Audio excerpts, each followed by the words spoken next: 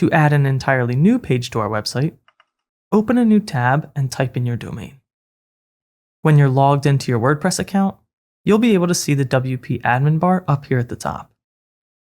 In the WordPress admin bar, click New, then Page.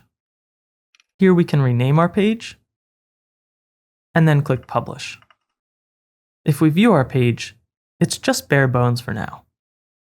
To edit this new page, click Edit Page, then Edit with Elementor. Then you can use the drag and drop functionality to build your page by dragging in the widgets found on the left. I can add and then edit a heading.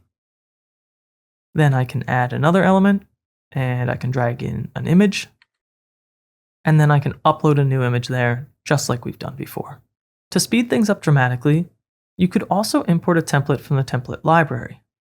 Scroll down and click the Starter Templates icon, and then find a page that you'd like to import.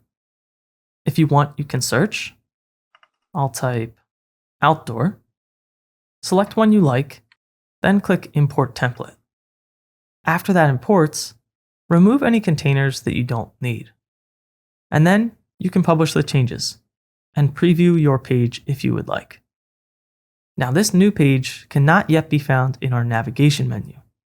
To add it, click Customize, select Menus, and then Main Menu. We can click Add Items, and then we can select our new page to add it to the menu. And we can publish once more.